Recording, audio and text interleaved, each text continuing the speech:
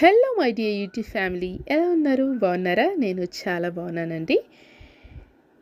అన్నం పరబ్రహ్మ స్వరూపం అంటారు కదండి. అలాంటి అన్నం తినేటప్పుడు మనము మన చేయితో ఆ అన్నాన్ని కలుపుతూ తినాలి. ఆ 5 వేళ్ళు కలిపి 5 వేళ్ళు నోట్లో పెట్టుకుంటేనే అసలు అన్నం తిన్నప్పుడు ఆ తిన్న ఫీల్ కానీ, ఆ అన్నంలోని జీవము మన చేతుల ద్వారా లోనికి పోవడం వల్లనే దానికి ఒక శక్తి అనేది వస్తుందని పూర్వీకులు చెప్తారు. కానీ ఈ మధ్య చాలామంది స్పూన్స్తో తినడం ఫ్యాషన్ అయింది. అయితే ఈ చేతి వేళ్ళతో అన్నాన్ని కలపడం వల్ల ఏంటి లాభం అనేది ఇక్కడ చెప్తాను ఈ వీడియోలో.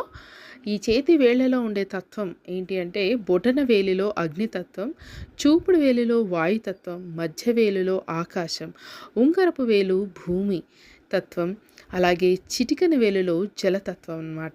ఈ 5 వేళ్ల స్పర్శ ఆహారాన్ని తగిలినప్పుడు జీవశక్తి ఉత్తేజితం అవుతుంది.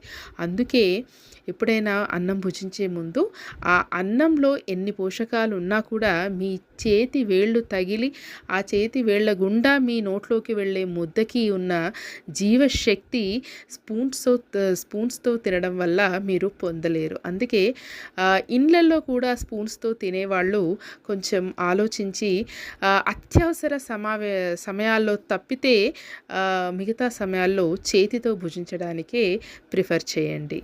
Thank you. వీడియో కనుక నచ్చినట్లయితే తప్పకుండా లైక్ చేయండి, షేర్ చేయండి, సబ్స్క్రైబ్ చేసుకోవడం మర్చిపోకండి. Thank you.